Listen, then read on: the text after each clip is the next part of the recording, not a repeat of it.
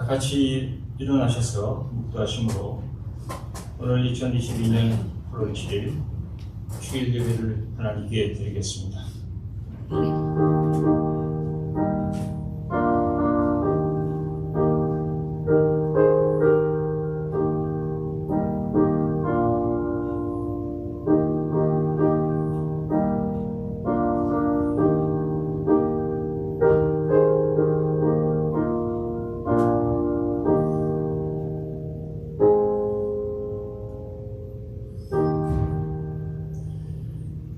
사람이 내게 말하기를 여호와의 집에 올라가자 할 때 내가 기뻐하였도다. 하늘에 계신 주 하나님이시여, 우리가 눈을 들어 주께 향하나이다. 우리가 주님의 은혜를 삼아하나이다. 오늘도 귀한 성일에 준비하신 말씀을 주시며 성령의 위로가 늘어지며 성령의 움직임이 보여지게 하여 주시옵소서. 다 같이 찬송가 27장 부르시겠습니다.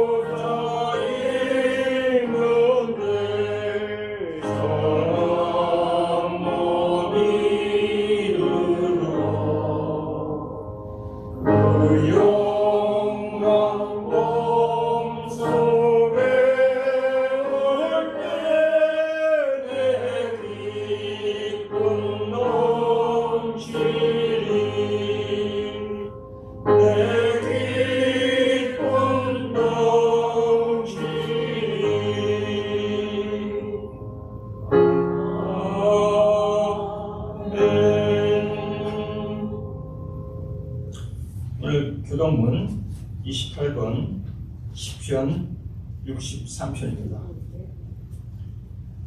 하나님이여 주는 나의 하나님이시라.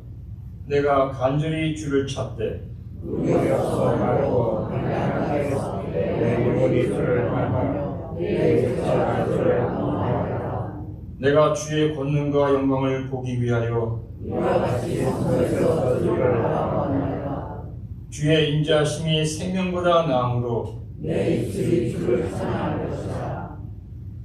이러므로 나의 평생에 주를 송축하며 주의 이름으로 말미암아 나의 소를 들리리라. 골수와 기름진 것을 먹음과 같이 나의 영혼이 만족할 것이다. 나의 입이 기쁜 입술로 주를 찬송하되 내가 나의 침상에서 주를 기억하며 새벽에 말씀을 하던 소로 들을 때 하오니 주는 나의 도움이 되셨습니다. 아멘. 다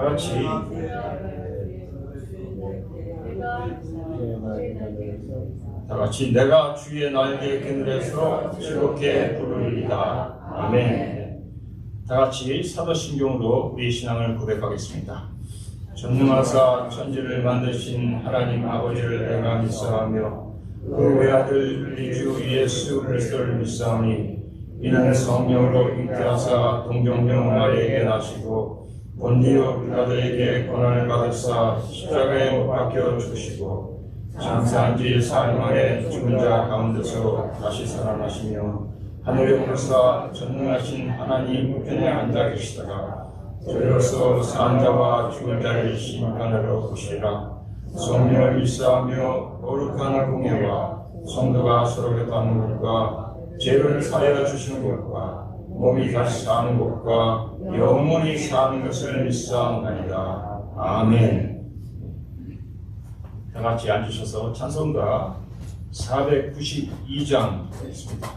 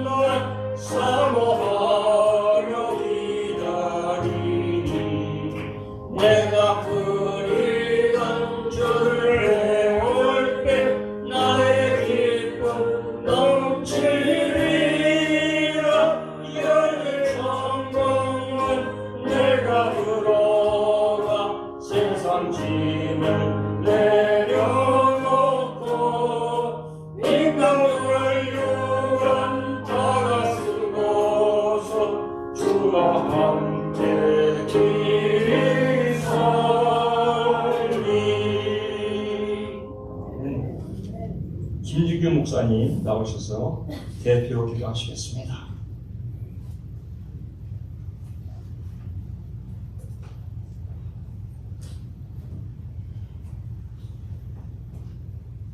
기도드리겠습니다. 할렐루야. 은혜와 사랑이 충만하신 하나님 아버지, 이 시간 거룩한 주일 예배에 나오게 하시며 하나님께 영광을 돌리게 하시니 감사합니다. 분주한 일상생활에서도 보이지 않는 손으로 저희들을 붙드시고 인도하시는 하나님 아버지를 찬양합니다. 우리의 삶에 하나님의 보호하심과 은혜가 가득함을 감사합니다. 하루하루 살아감이 하나님의 은혜요 자비임을 알게 하심을 감사합니다. 이제 날씨가 많이 더워졌습니다. 저희들에게 새로운 8월을 허락하여 주심을 감사합니다. 지나왔던 시간도 하나님의 것이고 다가올 날도 하나님의 것인 줄 압니다. 모든 것이 하나님의 손 안에 있음을 믿고 늘 주님을 찬양하며 주님과 동행하기를 멈추지 않게 하여 주옵소서. 분주하고 복잡한 일상을 기도하고 거룩하신 하나님께 나아갑니다. 지난 한 주간 하나님 앞에서 바르지 못했던 저희들의 모든 죄악들을 회개합니다. 제사장들이 성소에 들어갈 때 물두멍에 손을 씻은 것처럼 주의 임재 앞에서 나아가며 우리의 죄악들을 씻기를 원합니다. 주의 크신 긍휼로 우리 안에 담긴 악과 죄를 주의 보혈로 씻어 주시옵소서. 거짓되고 헛된 것들을 바라보며 살아가던 저희들 용서하여 주시옵소서. 하나님의 사랑으로 긍휼히 여기셔서 모든 죄를 씻으시고 흰 눈보다 더 희게 하여 주시옵소서. 거룩하신 하나님 아버지, 사랑하는 이 미국 땅을 위해서 기도합니다. 이 나라를 다스리는 바이든 대통령을 붙들어 주시고 지혜와 면처를 더하여 주시옵소서. 그리하여 정치, 경제를 안정시킬 수 있도록 은혜를 베풀어 주시옵소서. 요즘 날로 많은 생명이 보험을 듣지 못한 채 총기 사고와 마약과 화재로 인해 죽음을 맞이하고 있습니다. 세상에 어두움이 가득합니다. 하나님의 복음의 빛이 가정과 직장과 사회에 환히 밝혀지시기를 원합니다. 복음으로 인해 아름다운 하나님의 사회가 만들어지게 하여 주시옵소서. 만복의 근원 되신 하나님 아버지, 우리 교회를 위해서 기도합니다. 모든 지체들이 성령의 지혜와 능력을 덧입고 믿음의 덕의 지식을, 지식의 절제를, 절제의 인내를, 인내의 경건을, 경건의 형제의 우애를, 형제의 우애의 사랑을 더하여 주시옵소서. 특히 복음의 아름다운 소식을 전하는 우리 교회 되어지게 하여 주옵소서. 이웃을 내 몸과 같이 잘 섬기고 사랑하는 그러한 교회 되어지게 하여 주옵소서. 이 시간 하나님의 말씀을 전가하시는 우리 조대중 목사님께 성령의 큰 능력을 내려주시고 권세 있는 말씀으로 저희 온 심령을 채워 주시옵소서. 그리하여 저희들의 영적인 귀가 열리고 눈이 열리고 마음의 성령의 충만한 모습으로 변화되는 그러한 시간 되어지게 하여 주옵소서. 사랑하는 하나님 아버지, 우리 교회 담임 목사님과 사모님과 우리 교육자들을 붙들어 주시옵소서. 늘 기도하며 늘 말씀을 묵상하며 주의 몸된 교회를 섬기는 데 부족함이 없도록 하나님의 은혜와 능력을 부어 주시옵소서. 이 시간 우리 사랑하는 성도님 가정과 건강을 위해서 기도합니다. 언제나 주님이 함께하여 주셔서 가정을 화목하게 하시고 건강도 지켜주시고 살아가는 동안 재정적인 어려움이 없도록 풍족하게 채워주시옵소서. 또한 집을 떠나 공범으로 학업으로 비즈니스로 삶을 살아가는 우리 하나님의 자녀들이 어디에 있든지 무엇을 하든지 주님이 지켜주시고 보호해 주셔서 주님이 원하시는 삶을 살아가게 하여 주옵소서.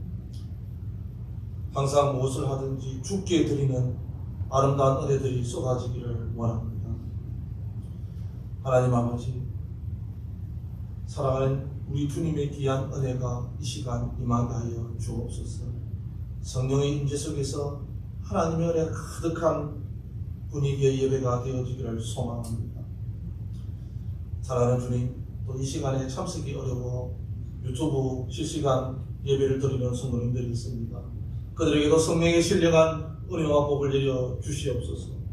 또한 예배에 수고한 손길들에게도 영육간의 강건함과 성령의 충만함도 주옵소서. 하나님의 아버지 위로가 필요한 곳에 따뜻한 위로도 허락하여 주옵소서. 육신의 연약함으로 또는 경제적 어려움으로 고난에 있는 성도님들 하나님 담대함을 주시옵소서. 이겨내게 하여 주시옵소서. 오늘 예배에 방문하신 모든 분들이 하나님의 말씀을 통해 은혜 받고 승리하는 믿음의 사람들이 다 되어지기를 소원하며 알파 오메가 되신 우리 구주 예수 그리스도 이름으로 기도드려옵나이다. 아멘.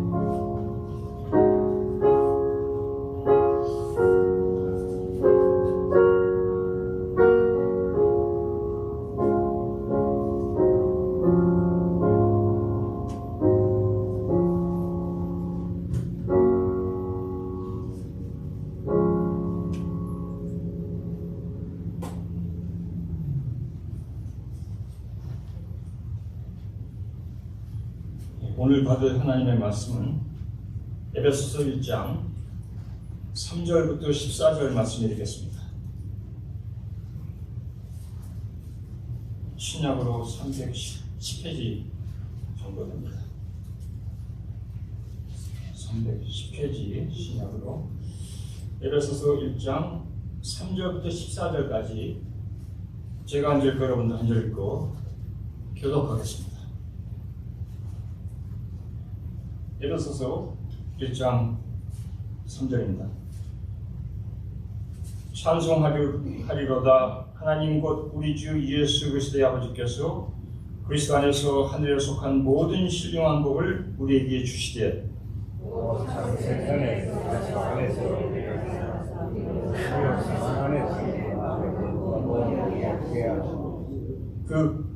그 기쁘신 뜻대로 우리를 예정하사 예수 그리스도로 말미암아 자기의 아들들이 되게 하셨으니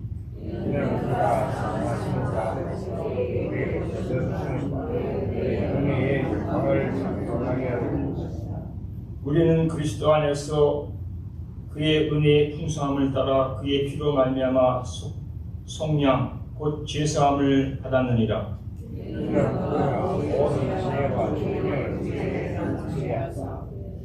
그 뜻의 비밀을 우리에게 알리신 것이니 그의 기뻐하심을 따라 그리스도 안에서 때가 찬 종리를 위하여 예정하신 것이니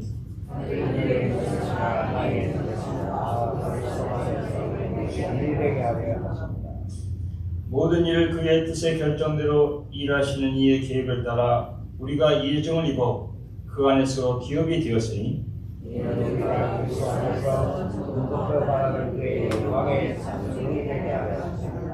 그 안에서 너희도 진리의 말씀은 곧 너희의 구원의 복음을 듣고 그 안에서 또한 믿어 약속의 성령으로 인치심을 받았으니 너희는 우리 기업의 보증이 되사 그것을 신설을 설명하시고 그 영광을 찬송하게 하시리라. 기도하겠습니다. 하나님 아버지 주님의 말씀을 받습니다. 오늘도 주님을 찬양하며 주님께 예배드리며 주의 말씀을 사모하며 주의 사랑하는 심령들이 주의 전에 나왔습니다. 하나님 아버지 나오심을 받아주시고 하나님의 충만한 은혜와 자비로 내려주시옵소서. 아버지 하나님 성령께서 역사하여 제 마음을 붙잡아 인도해 주시옵소서. 아버지여 말씀이 나갈 때 하나님께서 성령으로 역사하여 주시사 듣는 길을 주시옵고 순종할 수 있는 마음을 주시고 삶의 변화가 일어나게 해주시옵소서. 성령께서 그렇게 하실 줄을 믿습니다. 예수님의 이름으로 기도합니다. 아멘. 한국의 유행가 중에 존재의 이유라는 노래가 있습니다. 제목이 존재의 이유라고 해서 저의 관심을 끌었습니다. 거기 나온 가사 중에 이런 내용이 있습니다. 네가 있다는 것이 나를 존재하게 해. 네가 있어 나는 살 수 있는 거야. 라면서 삶의 의미를 노래합니다. 사랑하는 사람에게서 삶의 의미를 찾습니다. 반면에 약 300년 전에 살았던 프랑스의 철학자 볼테어라는 사람은 열심히 열정을 가지고 할 수 있는 일에서 삶의 의미를 찾았습니다. 그는 인간은 배 안에 있는 쥐와 같다고 합니다. 근데 선장은 쥐에 관심이 없다는 겁니다. 그래서 우주의 선장 하나님은 인간에게 관심이 없다는 겁니다. 그래서 인간이 살 수 있는 최선의 삶은 자기가 열정을 가지고 할 수 있는 정원을 갖고 나가라는 겁니다. 그래서 볼테어는 그의 명작인 칸디드에서 우리는 열정을 가지고 정원을 갖고 나가야 한다. 이렇게 이제 주장합니다. 무언가 자기가 열정을 가지고 할 수 있는 일을 하라는 겁니다. 여기에 삶의 만족이 있고 의미가 있다는 겁니다. 철저한 자기 중심의 삶이라고 볼 수가 있습니다. 장폴 사르트르는 20세기에 유명한 그 프랑스의 실존주의 철학자인데 그는 인간의 삶은 구역질 같다고 했습니다. 인간은 자유로운데 이 자유가 인간에게 저주가 된다는 겁니다. 우리는 이 삶이라는 것에 내팽개쳐졌다는 겁니다. 이 내팽개쳐진 인생에서 미래의 한 치 앞도 모르는 이 삶을 우리가 살아야 한다는 겁니다. 이 앞을 모르는 인생은 우리가 가진 선택의 자유를 가지고 살아야 하는데 이런 삶은 불확실한 삶으로 나타난다는 겁니다. 이런 불확실한 삶은 방향 감각이 없고 속이 울렁거리게 만들고 구역질 나게 만든다는 겁니다. 하나님이 존재하지 않으므로 우리의 삶은 의미가 없다는 겁니다. 사르트와 동시대에 살았던 같은 프랑스 작가이고 철학자인 알버트 까뮈는 우리 인생은 부조리하다고 합니다. 인생의 부조리는 인간이 필요한 것과 여기에 대한 세상의 무모한 침묵이 부딪히면서 일어난다고 합니다. 인생은 목적이 없을 때 더 잘 살 수 있다고 합니다. 차라리 인생의 중요성을 가르치는 신이 존재하지 않는다면 우리가 반항과 반란으로 우리의 삶의 강렬함을 더 극대화할 수 있다고 합니다. 그래서 까뮈는 실업 신화에 나오는 시시푸스에 대한 얘기를 합니다. 시시푸스는 악한 삶을 살았기 때문에 죽은 다음에 신들로부터 영원한 벌을 받게 됩니다. 그 영원한 벌이 뭐냐 하면은 높은 언덕 위에 큰 바위를 밀어서 올리는 겁니다. 그래서 시시푸스가 힘을 들여서 그 큰 바위를 거의 정상까지 올리면 돌이 굴러 또 내려갑니다. 그러면 시시푸스 다시 밑에 가서 다시 또 밀어 올려야 됩니다. 이것을 영원토록 해야 되는 겁니다. 우리 인간의 삶은 이와 같다는 겁니다. 그러므로 인간이 할 수 있는 이 의미 없는 삶을 인조이하면서 반항하면서 사는 것이랍니다. 죄로 망가진 세상에서 타락한 인간들이 자신의 삶의 의미를 찾아보려고 발버둥치지만 하나님과 원수가 된 마음에서 나오는 것은 결국 절망과 절규밖에 없습니다. 우리는 살아있기 때문에 이 삶이라는 배를 타고 갑니다. 우리는 어디서 어떤 삶을 살든지 간에 내가 타고 있는 이 삶이라는 배가 어디로 가고 있는지에 대해서 한 번쯤은 생각해 봤을 겁니다. 우리는 인간의 다양한 감정을 아름다운 언어로 그려낼 수 있는 시인도 아니고 또 심오한 사상을 논리적으로 전개해낼 수 있는 철학자도 아닙니다.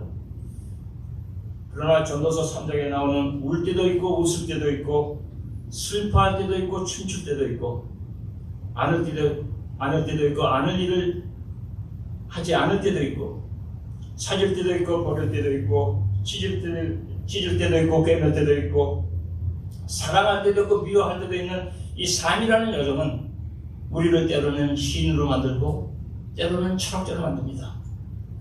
누군가 내가 왜 이 세상에 왔는지에 대해서 속시원히 말해줄 수 있다면 누군가 내가 왜 이런 사람으로 태어나서 이런 시대에 살고 있는지에 대해서 정확하게 말해줄 수 있다면, 누군가 우리가 많이 쓰는 구글맵에 나온 것처럼 삶의 목적을 쳐서 쫙 입력하면은 화살표가 쫙 나오면서 동그라미가 딱 뜨면서 삶의 목적이 뜨면 얼마나 좋겠습니까? 세계 최고의 기업인 애플을 설립하고 몇 년 뒤에 세상을 떠났죠. 스티브 잡스는 삶의 목적을 찾기 위해서 인도에 가서 힌두교 구루들 밑에서 배우기도 하였고, 일본에 가서 젠 불교 사상에 심취되기도 했습니다. 그러나 우리가 우리의 삶의 목적을 알기 위해서 인도나 일본이나 어떤 나라에 갈 필요도 없고, 또한 인간의 말과 사상에 빠져들 필요도 없습니다. 성경은 우리가 어떤 목적을 가지고 이 세상에 왔다고 말합니다. 오늘 받는 에베소서의 2장 10절에 우리는 그가 만드신 바라 그리스도 예수 안에서 선한 일을 위하여 지으심을 받은 자니 이 일은 하나님이 전에 예비하사 우리로 그 가운데서 행하게 하려 하심이라. 이런 것을 볼 때 우리에게는 삶의 목적이 있고, 이 삶의 목적은 우리가 마음대로 만들어내는 것이 아니고, 이 목적은 내가 태어나기 전에 이미 하나님께서 정하신 것을 보여줍니다. 그러므로 하나님의 피조물인 우리는 우리를 만드신 창조주 하나님의 계획을 알면은 왜 내가 이 세상에 왔는지를 알 수 있습니다. 내가 왜 이 세상에 왔는지를 생각하면서 바라보는 이 세상은 죄로 망가진 세상이고, 그 안에 사는 타락한 인간들은 서로 갈라져 있습니다. 우리가 사는 이 세상은 유대인과 이방인이 갈라져 있고, 남자와 여자가 갈라져 있고, 부자와 가난한 자들이 갈라져 있고, 인종에 따라 갈라져 있고, 국가가 갈라져 있고, 지금은 전쟁도 하면서 갈라져 있고, 이데올로기에 따라 갈라져 있고, 이렇게 갈라진 모든 것을 하나님은 통일하시겠다는 겁니다. 이 원대하신 하나님의 계획 안에 우리를 향한 하나님의 뜻이 포함되어 있고, 이 하나님의 뜻 안에 우리의 삶의 목적이 있다는 겁니다. 죄로 망가지고 서로 갈라져서 살던 1세기 사람들에게 쓰여졌던 이 편지 에베소서는 21세기 세상에 사는 우리들에게 아마 더 필요한 편지일 것입니다. 그동안 인간의 문화는 발달되고 지금은 첨단 과학 문명에 접어들었다고 이렇게 서로 다 말하지만, 인간은 하나님은 더 멀어지고 인간끼리 더 갈라진 불안정하고 불안전한 세상에 삽니다. 인간은 걸어다니는 시한폭탄입니다. 하나님은 이 망가진 세상에 존재하는 모든 갈라진 것을 이제는 하나로 통일하시겠다는데, 이 통일하는 계획은 지금까지 숨겨져 있던 하나님의 비밀을 세상에 밝히시면서 모든 걸 하나로 통일하시겠다는 겁니다. 이 비밀은 예수 그리스도입니다. 그리스도 안에서 우주의 모든 것의 통일을 이루시겠다는 겁니다. 에베소서의 중심되는 가르침은 우주의 모든 것은 갈라져 있다는 것을 인식하고, 이 모든 것은 오직 그리스도 안에서 하나가 된다는 것을 믿으라는 겁니다. 사도 바울의 삶에서 말년에 로마 감옥에 갇혔을 때 에베소서를 썼는데, 에베소서는 모두 6장으로 되었습니다. 그런데 1장부터 3장은 그리스도 안에 통일의 개념에 대해서 말해주고 있고, 4장부터 6장은 통일을 가져오는 하나님의 계획, 즉 교회에 대해서 기록하고 있습니다. 교회는 그리스도의 몸입니다. 그리스도는 세상을 화해하게 하는 하나님의 도구입니다. 교회는 세상을 화해하게 하는 그리스도의 도구입니다. 그러므로 교회의 이론인 여러분과 저의 삶의 목적이 이 하나님의 계획과 떨어질 수 없는 것입니다. 에베소서는 골로새서와 같이 모든 것에 충분하신 예수 그리스도를 가르칩니다. 모든 것에 충분하신 예수 그리스도. 에베소서와 골로새서의 내용이 비슷한데 같은 구절이 55절이나 나옵니다. 에베소서는 골로새서의 더 확장된 서신이라고 불리고, 에베소서는 산문식으로 쓰여진 시라고 불리기도 합니다. 이미 언급된 대로 에베소서의 중심되는 가르침은 모든 것이 그리스도 안에서 통일된다는 겁니다.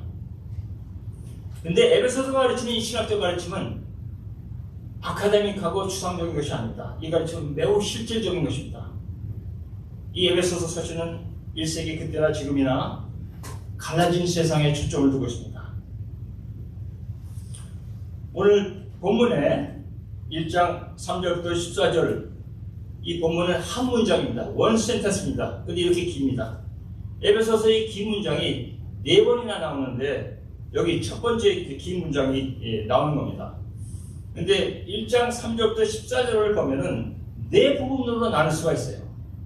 3절부터 6절까지 첫 부분으로 나눌 수가 있고 7절부터 10절까지 두 번째 부분으로 나눌 수가 있고 11절부터 12절까지 세 번째 부분, 13절부터 14절까지 네 번째 부분입니다. 그런데 이 네 부분은 각 부분마다 세 가지의 중심되는 요소를 가지고 있습니다.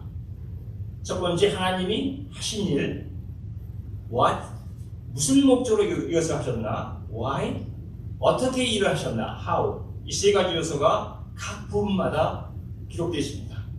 그래서 첫 번째 부분인 3절부터 6절을 보시기 바랍니다. 하나님께서 하신 일 3절에 보면은 신령한 복을 우리에게 주셨다고 했습니다. 이것은 이 14절까지의 모든 내용을 설명해주는 소개해주는 서두라고 볼 수가 있습니다.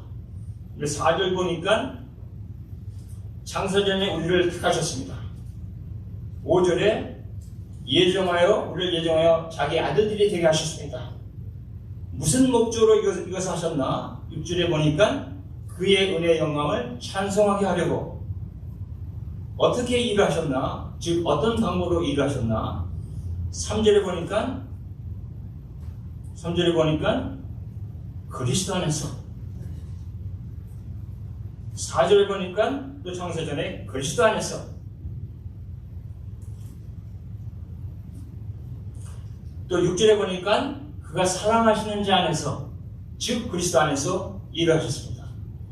두 번째 부분인 7절부터 10절에 하나님께서 하신 일, 죄사함을 우리에게 주셨습니다. 7절. 9절에 그의 뜻의 비밀을 우리에게 알리셨습니다. 여기 뜻의 비밀은 예수 그리스도에 대한 비밀입니다. 무슨 목적으로 일을 하셨나? 10절에 보니까 모든 것이 그리스도 안에서 통일되게 하려고. 어떻게 일을 하셨나? 7절에 보니까 그리스도 안에서, 우리는 그리스도 안에서. 9절에 보니까 그리스도 안에서, 10절에 보니까 그리스도 안에서. 세 번째 부분은 11절, 12절에 하나님께서 하신 일, 우리를 예정하여 기업이 되게 하셨습니다. 즉 후사, 상속자가 되게 하셨습니다. 11절에. 무슨 목적으로 일을 하셨나? 12절에 그의 영광의 찬송이 되게 하려고. 어떻게 일을 하셨나? 11절 보니까 그 안에서, 즉 그리스도 안에서. 12절에도 뭐라고 그랬죠? 그리스도 안에서. 네 번째 부분인 13절부터 14절을 보면은 여기서 하나님께서 하신 일은 우리를 약속의 성령으로 인치심을 주셨습니다. 13절에 무슨 목적으로 일을 하셨나? 그의 영광을 찬송하게 하려고. 14절 어떻게 일을 하셨나? 답이 뭘 같습니까? 그리스도 안에서. 그래서 우리에게 하나님의 하늘에 속한 모든 신령한 복을 주시고 우리를 예정하시고 창조하시고 이 세상에 보내신 목적은, 즉 우리가 이 땅에 온 목적은 6절에 하나님의 은혜의 영광을 찬송하려고, 12절에 하나님의 영광이 찬송이 되려고, 14절에 하나님의 영광을 찬송하려고. 그래서 모든 하나님의 부르심을 입은 사람들, 하나님을 진실로 믿는 신자들은 이 똑같은 삶의 목적을 가지고 있습니다. 이런 우리의 삶의 목적은 하나님의 원대하신 이 목적을 향하여 움직여 나갑니다. 10절에 나온 하나님의 원대하신 목적은 하늘에 있는 것이나 땅에 있는 것이 다 그리스도 안에서 통일되는 것입니다. 여기 삶의 목적이 나오는데 여기 삶의 목적에 대한 것은 조금 이따가 자세히 살펴보겠습니다. 근데 여기 오늘 본문을 보면은 중요한 내용들을 우리에게 많이 가르칩니다. 이 본문은 나의 존재함, 즉 실존보다 목적이 먼저라고 가르칩니다. 4절을 보시면은 창세전에 우리를 택하사 나오죠.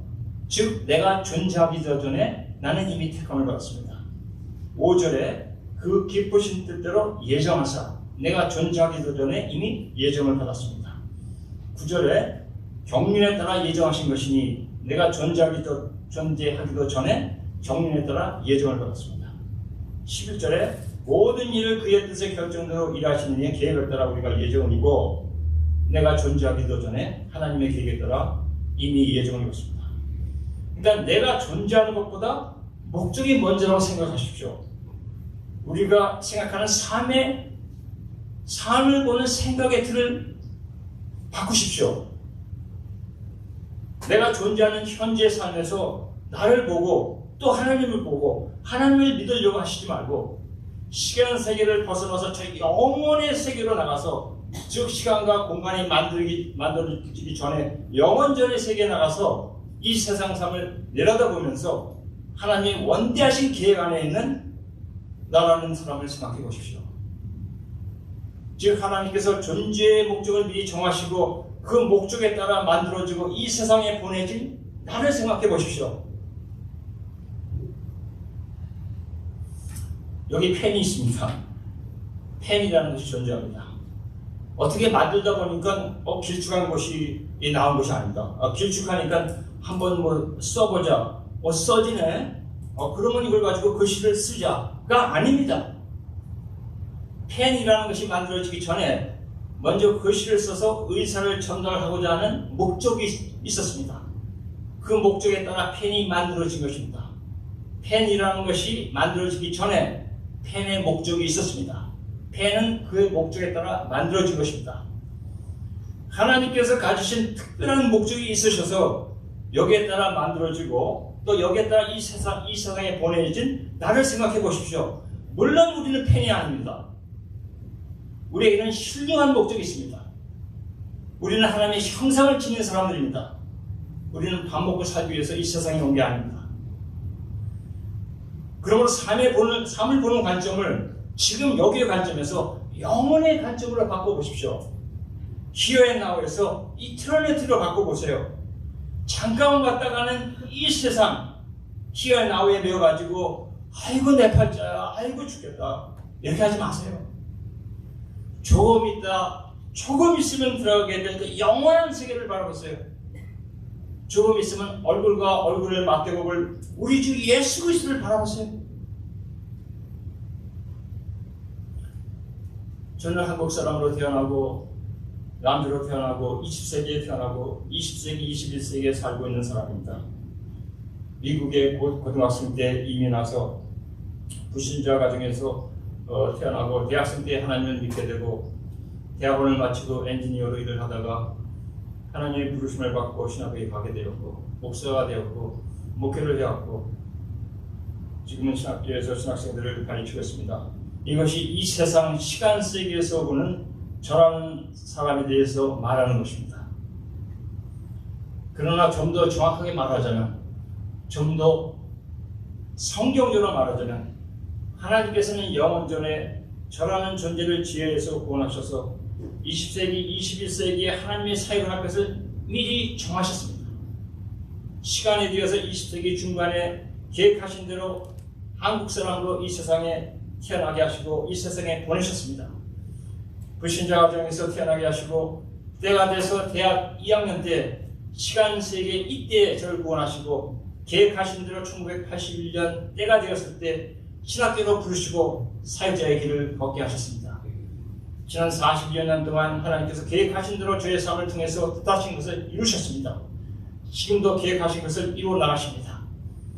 세상적으로 보면 어쩌다 친구 따라 교회 갔다가 믿게 되고 목사가 되고 여기까지 오게 됐다고 말하지만 그러나 이 모든 것이 하나님께서 영원전에 계획하신 것을 이루시기 위해서 하나님께서 시간 세계에서 사용하신 방법에 불과한 것입니다. 여러분의 삶은 어떻습니까? 저보다 어려서 외국에 이민을 간 분들도 있을 겁니다. 자신의 의견에 관계없이 부모님을 따라서 외국에 이민 간 분들도 있을 겁니다. 아니면 성인으로 자신이 결정해서 미국이나 외국에 이민을 가서 이렇게 지금은 미국에 살고 계신 분들도 있을 겁니다. 한국을 떠나서 내가 여기서 뭐하나 하고 생각하는 분들도 있을 겁니다. 이렇게 살다가 가는 것인가? 아니 이게 전부인가? 이렇게 희열의 나온 관점에서 자신의 삶을 보지 마십시오. 지금 이 땅의 삶으로 자신의 삶을 판단하고 실망하지 마세요. 절망하지 마십시오. 시간 밖에 영원한 세계에 나가셔서 오늘 이 말씀을 붙잡고, 오늘 이 엄청난 말씀입니다. 자신의 삶을 내려다보시면서 앞을 보십시오.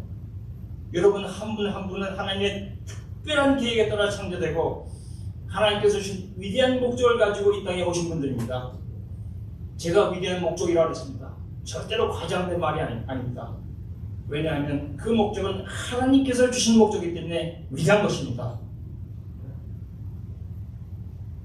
여러분의 삶은 혼자 계획해서 사는 삶도 아니고 혼자 걷는 삶도 아닙니다. 여러분의 삶은 전지전능하신 하나님이 계획하신 영원의 세계에 속한 삶입니다. 여러분이 이 목적을 가지고 이 땅에 왔고 이 목적이 이루어지면 잠시 머물렀던 이 세상을 떠납니다. 우리는 우리를 기다리는 하나님께 갑니다.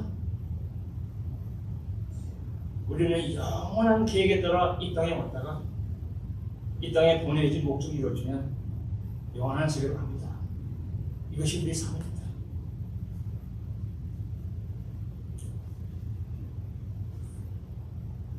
우리가 영원한 계획에 따라 이 땅에 왔다가 목적이 다 이루어지면 영원한 세계로 가는 이 모든 것이 다 그리스도 안에서 이루어집니다.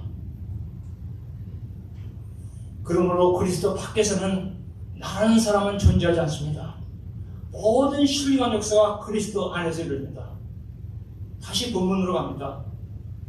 아까 우리가 살펴봤던 첫 번째 부분 3절부터 6절에 신령한 복을 주시고 창세전에 우리를 택하시고 우리를 예정하여 자기 아들들 즉 자녀들이 되게 하신 것 다 그리스도 안에서 하셨습니다. 3절 그리스도 안에서, 4절 그리스도 안에서, 6절 그리스도 안에서. 두 번째 부분인 7절부터 10절에 우리에게 죄사함을 주시고 그 뜻의 비밀, 예수 그리스도의 비밀을 알리신 것, 이것도 그리스도 안에서 하셨습니다. 7절 그리스도 안에서, 9절 그리스도 안에서, 10절 그리스도 안에서. 세 번째 부분 11절 12절에 우리를 예정하여 하나님의 기업, 상속자가 되게 하신 것, 이것도 그리스도 안에서 하셨습니다. 11절에 그 안에서, 즉 그리스도 안에서, 12절에 그리스도 안에서. 네 번째 부분에 우리에게 약속의 성령으로 인치심을 주신 것, 이것도 그 안에서 13절 그리스도 안에서 하셨습니다. 그러므로 나에 대한 모든 것이 그리스도 안에서 일어났고 그리스도 안에서 지금도 일어나고 있습니다. 나의 모든 것이 그리스도 안에 있습니다. 그리스도 안에 나의 정체성이 있고 나의 삶의 목적이 있고 지혜와 지식이 있고 삶의 능력이 있습니다.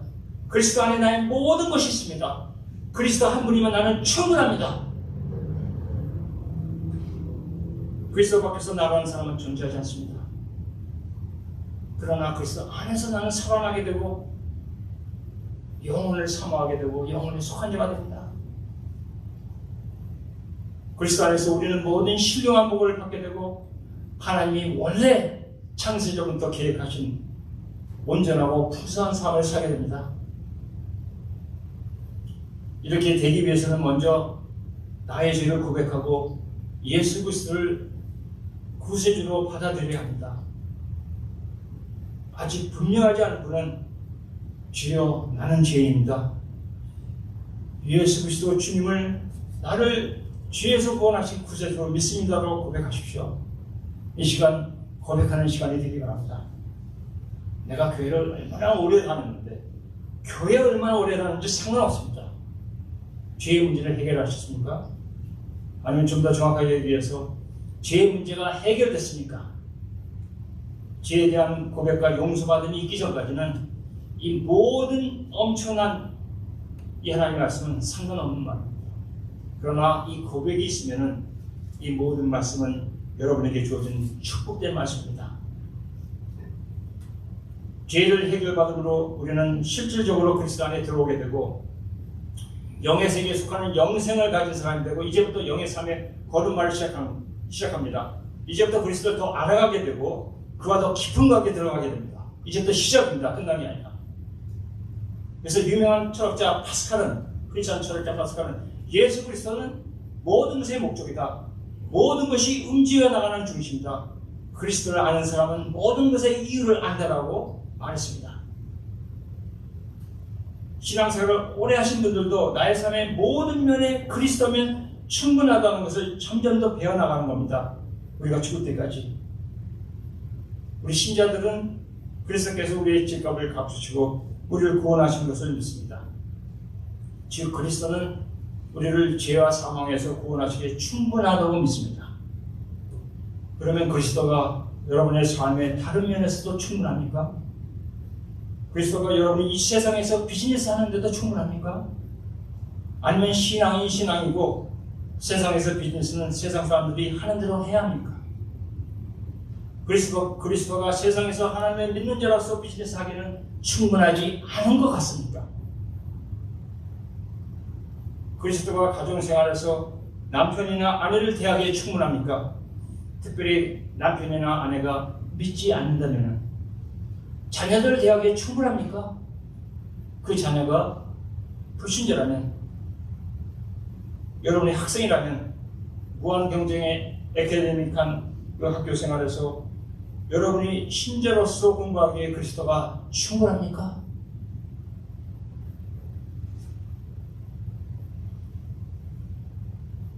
병에 걸려서 고통에 신음할 때에도 그리스도가 충분합니까?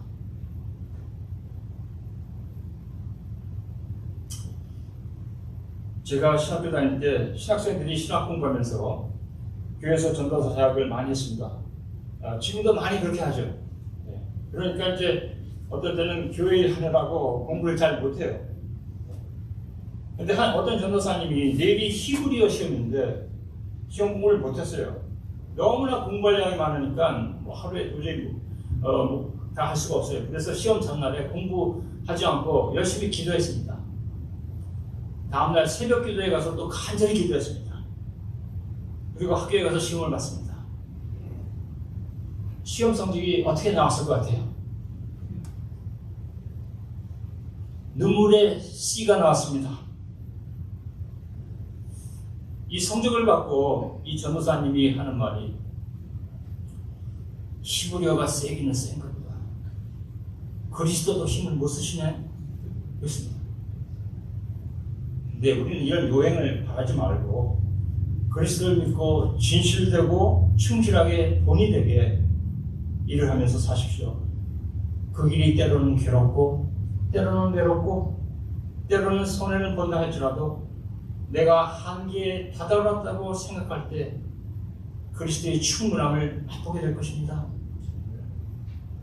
우주를 창조하시고 없는 것을 있다 하시고 시간을 늘렸다 줄였다 하시며 공간과 물체를 똑같이 지나다니시며 시간과 영혼을 차별 없이 왕래하시는 전지전능하신 하나님께서 우리에 대한 모든 신령한 일을 다 그리스도 안에서 하셨습니다.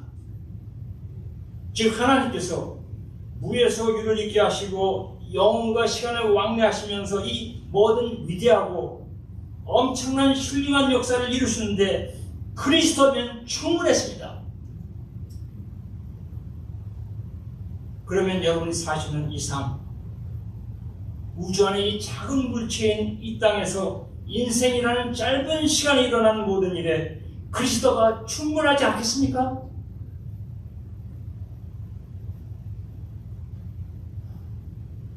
그리스도는 충분합니다. 여러분이 그리스도를 믿는 신자라면 여러분이 이 땅에서 사는 삶의 모든 면에, 모든 문제, 모든 역경에 그리스도는 충분합니다. Christ is enough.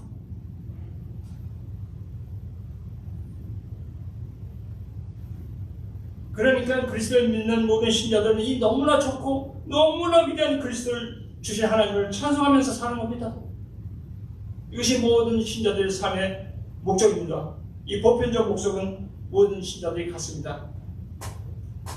하나님을 찬송한다는 것은 물론 우리가 입을 열어서 하나님께 감사하고 하나님을 찬송하는 것을 포함하고 있습니다. 그러나 이 목적은 더 포괄적인 의미를 가지고 있습니다. 아까 나온 6절과 12절, 14절에 우리의 삶의 목적이 나오는데 먼저 6절에 하나님의 은혜의 영광을 찬송하려고 우리가 이 땅에 왔습니다. 6절. 어떻게 우리가 하나님의 은혜의 영광을 찬송합니까? 즉 우리가 어떻게 됨으로써 어떻게 삶으로써 하나님의 은혜의 영광을 찬송합니까? 여기 4절에 나옵니다. 우리가 그의 사랑 안에서 그 앞에서 거룩하고 흠이 없게 되게 하려고 우리가 거룩하고 흠이 없이 됨으로써 하나님의 은혜의 영광을 찬송합니다. 4절에 즉 구별되고 정결하고 온전한 삶을 삶으로써 하나님의 은혜의 영광을 찬송합니다. 즉 성화의 삶을 얘기합니다. 진리이고 거룩하신 하나님을 믿는다고 하면은 삶에서 진실하고 정결한 것이 나타나야 한다는 겁니다. 거짓말하지 말라는 겁니다. 아들, 딸이 훌륭한 아버지를 세상에 자랑하고 싶으면 훌륭한 아버지처럼 살면 됩니다. 우리 한국의 유명한 축구 선수 있죠? 손흥민 축구 선수. 네. 영국 프리미어 리그에 가서도 득점왕이 되고 아주 세계적인 선수인데, 근데 이 손흥민 축구 선수가 축구를 잘할 뿐만 아니라 인성이 좋다고 알려졌어요. 축구도 세계적인 선수고 삶도 반듯하고 인성도 좋은 곳이 경기장 안에나 밖에서 이렇게 나타나니까 그를 훈련시키고 키운 그의 아버지도 훌륭한 사람으로 알려지게 되었습니다. 우리가 믿는 하나님이 거룩하시고 진리의 하나님이라고 믿는다면 우리가 그렇게 살면 됩니다. 그러므로 하나님의 위대하심이 나타납니다. 이렇게 삶을 통해서 하나님의 영광을 찬송합니다. 그 다음에 12절에 또 우리의 삶의 목적이 나오는데 하나님의 영광의 찬송이 되려고 우리가 하나님의 영광이 찬송이 되는 겁니다. 어떻게 우리가 하나님의 영광이 찬송이 됩니까? 여기 우리가 하나님의 기업이 됨으로써 그렇게 된다고 얘기합니다. 즉 하나님의 기업이 되었다는 것은 하나님의 후사, 하나님의 상속자가 되었다는 겁니다. 그 안에서 기업을 입었으니 이렇게 11절 후반부에 나오죠. 구약에서는 이스라엘이 하나님의 후사였는데 이제는 그리스도 안에서 모든 믿는 신자들이 하나님의 후사, 상속자가 되었습니다. 그래서 로마서 8장 17절에 자녀이면 또한 상속자 곧 하나님의 상속자요 그리스도와 함께한 상속자니 라고 말합니다. 그래서 우리는 그리스도와 함께 유업을 이어받을 상속자입니다. 그럼 무엇을 이어받습니까? 그리스도와 함께 우리가 영광을 이어받습니다. 로마서 8장 17절 보니까 우리가 그와 함께 그리스도와 함께 영광을 받기 위하여 나옵니다. 우리가 앞으로 그리스도와 함께 영광을 받습니다. 또 하나님 나라를 상속받습니다. 마태복음 25장 34절에 창세로부터 너희를 위하여 예비한 나라를 상속받으라. 사랑과 의로움으로 이루어진 나라, 눈물이 없고 사망이 없고 애통하는 것이 없고 곡하는 것이 없고 원통하는 것이 없고 아픈 것이 없는 그 나라, 계시록 21장 4절에 나오는 환희와 그리스도의 영광으로 가득 찬 그 나라를 우리가 유업으로 받습니다. 그 나라에서 그리스도와 함께 우리는 다스리는 권세를 가지고 삽니다. 그래서 로마서 8장 18절에 이렇게 말합니다. 현재의 고난은 장차 우리에게 나타날 영광과 비교할 수 없다고 말합니다. 그래서 우리가 이 땅에서 상속자가 같이 삶으로 우리가 하나님의 찬송이 되고 우리를 통하여 하나님의 영광이 드러납니다. 즉 우리를 통하여 하나님의 영광이 보여져야 합니다. 이 땅에 살지만 하나님의 유업을 이어받을 상속자처럼 영원한 세계를 바라보며 사는 겁니다. 잠시며 없어질 이 세상의 것들, 즉 작고 하찮은 것에 매여서 살지 말고 영원한 세계를 바라보고 영원한 왕국을 이어받을 상속자처럼 이 세상에서 사는 겁니다.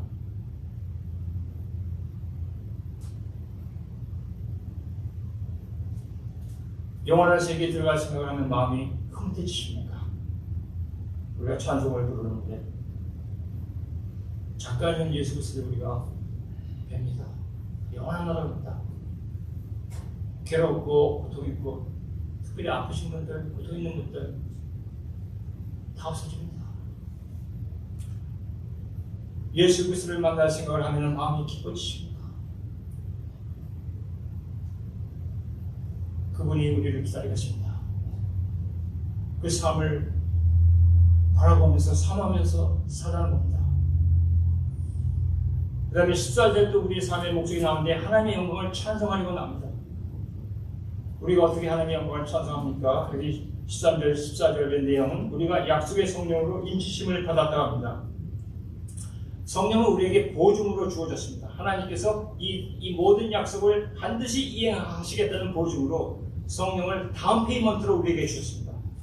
우리가 차를 살 때, 집을 살 때 다운 페이를 하죠. 다운 페이를 하고 나면 그러면 그 차는 그 집은 우리의 것이 됩니다. 우리에게 성령이 보증으로 주어지므로 이제 나는 하나님의 소유라는 것을 보여줍니다. 이제 나는 하나님의 사람이며 나의 모든 소유는 하나님께 속한 것입니다. 나의 삶을 통하여 나는 하나님께 소유된 사람처럼 사는 거 하나님의 영광을 찬송합니다.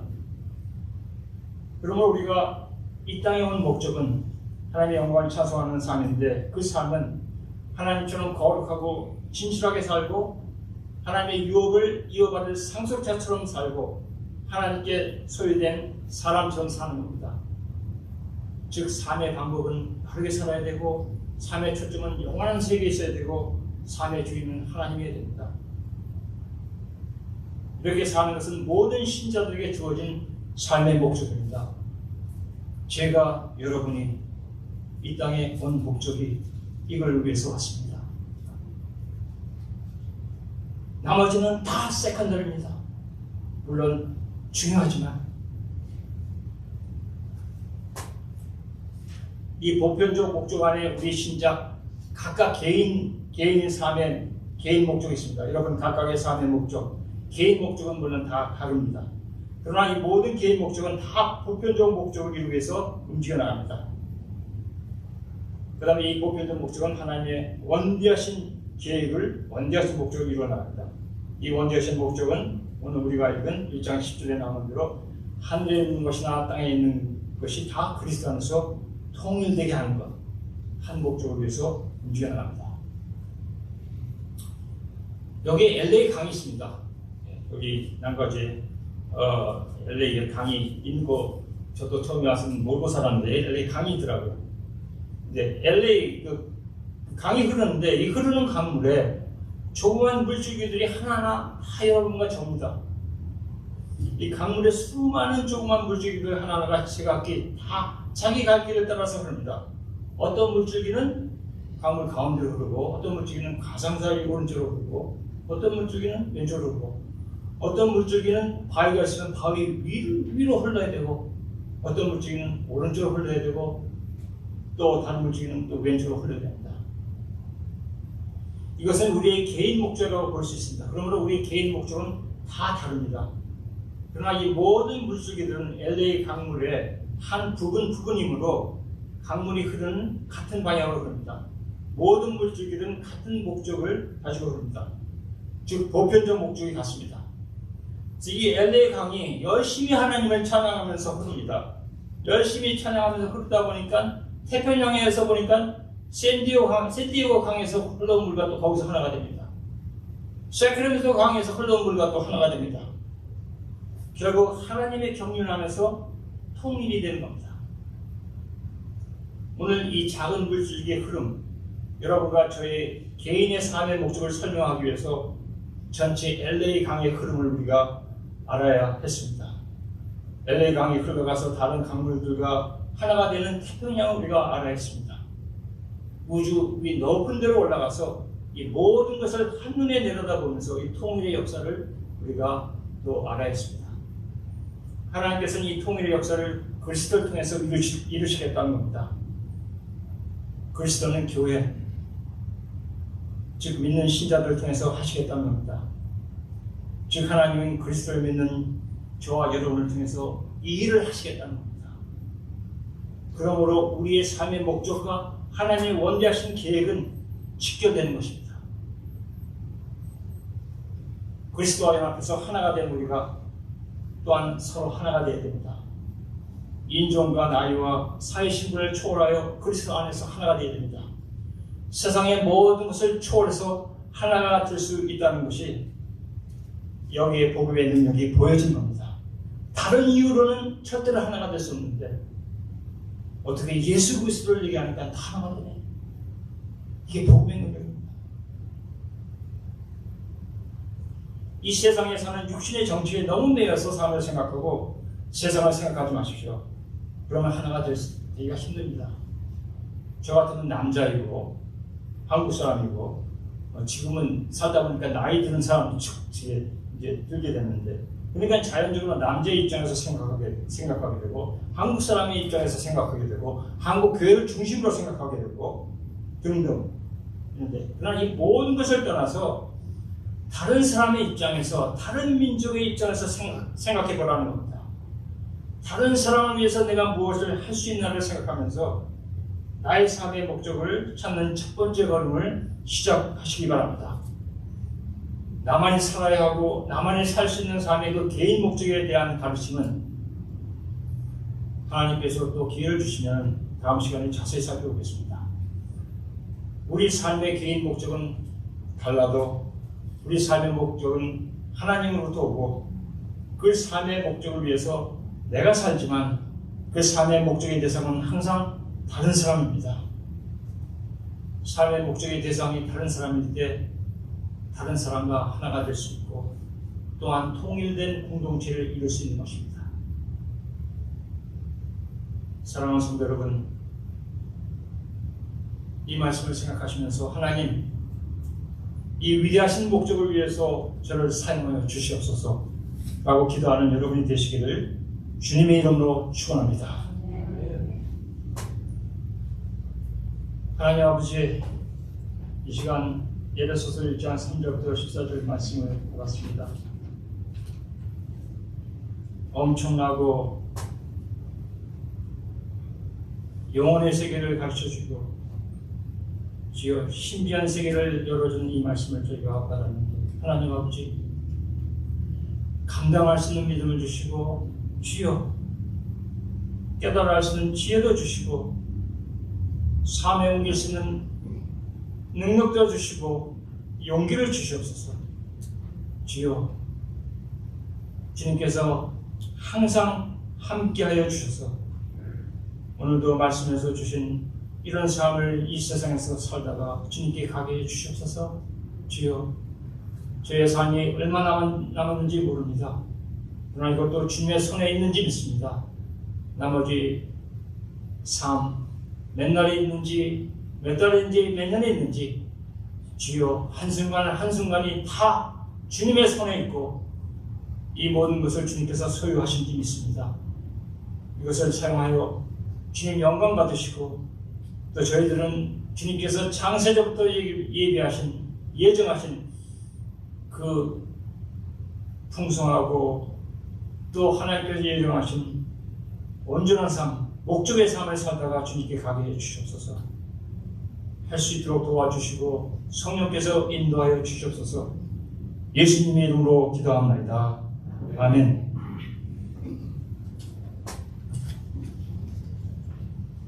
네, 다 같이 찬양 부르시겠는데 아마 이것이 처음 부르는 찬양일지 모르겠습니다. 근데 이제 아시는 분도 있으니까 크게 힘있게 부르시기 바랍니다. 오늘 이 땅에 온 목적이 우리가 하나님을 찬양하려고 왔습니다.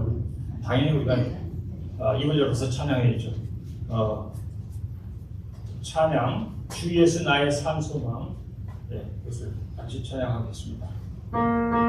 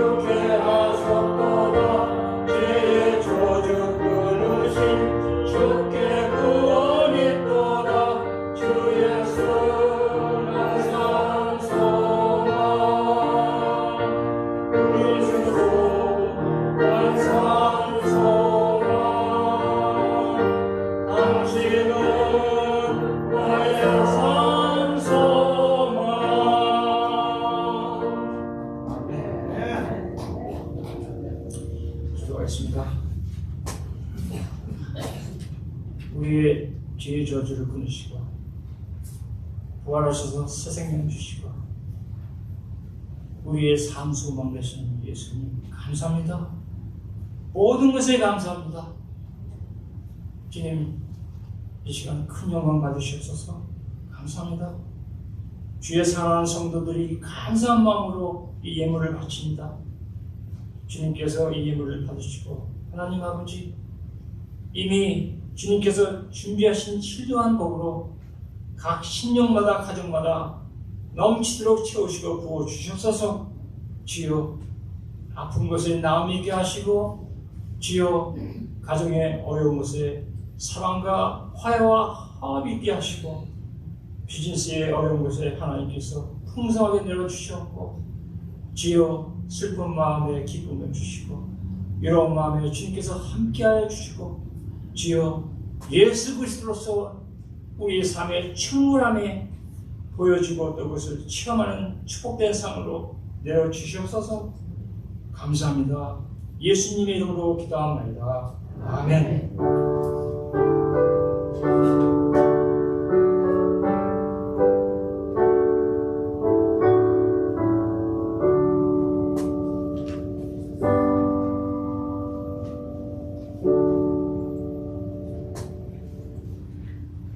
광고 말씀 드리겠습니다. 오늘 8월 7일 첫 주일입니다. 저도 달력을 보면 벌써 이미 반년 다 가고 이제 학생들 학교 갈 준비를 하게 되고 이제 금방 9월이 될 것 같더라고요. 금방 9월이 되면 그러면 또 이제 스토어 가면은 이제 출고 출입 그런 것도 나와 있고 그럼 벌써 그렇게 되나? 그리고 또 땡스기이고 크리스마스가 금방 갑니다. 한 시간 하나님께서 주신 시간 귀중하게 유효하게 보내시기 바랍니다. 선교보고 우석종 선교사님 베트남에서 기도편지 선교 상황 보고가 왔습니다. 계속해서 저희 교회에서 후원하는 선교사님 위해서 기도해 주시기 바랍니다. 중보기도 우크라이나 전쟁이 조속히 종식되고 평화가 오도록 기도해 주시기 바랍니다. 미얀마도 빨리 정치 안정이 되고 더 이상 어려움이 없고 민주주의가 성립되고 자유가 있는 나라가 되고 기도해 주시기 바랍니다.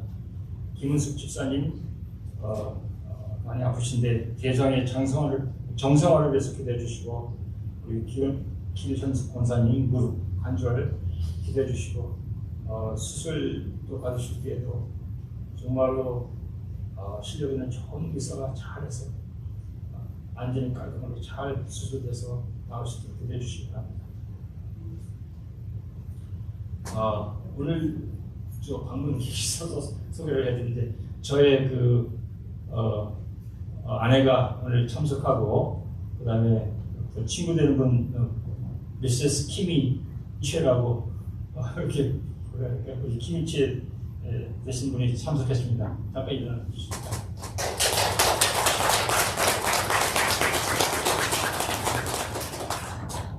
감사합니다. 예. 다 같이 일어나셔서 찬양 부르겠습니다. 주만 바라볼지라. 힘있게 하십시오. 예수 그리스도만 바라봅시다. 하나님의 사랑을 사모하는 자, 하나님의 평안을 바라보는 자, 너의 모든 것 창조하신 우리 주님이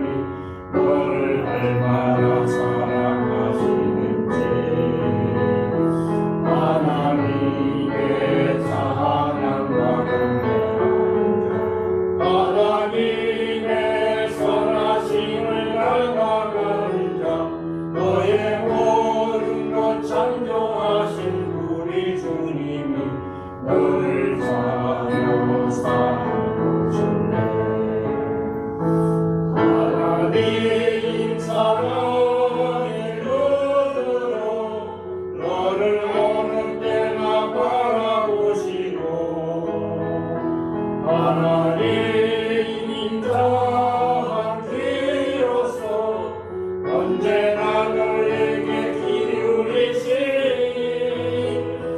어둠의 밝은 빛을 비춰주시고 너의 작은 신음에도 응답하시니 너는 어느 곳에 있든지 주를 향하고 주만 바라볼지라. 하나님 사랑의 눈으로 너를 어느 때나 바라보시고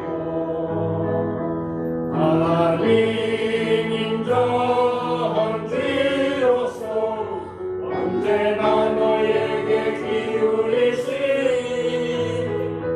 어둠의 밝은 빛을 비춰주시고 너의 작은 시험에도 응답하시니 너는 어느 곳에 있든지 주를 향하고 주만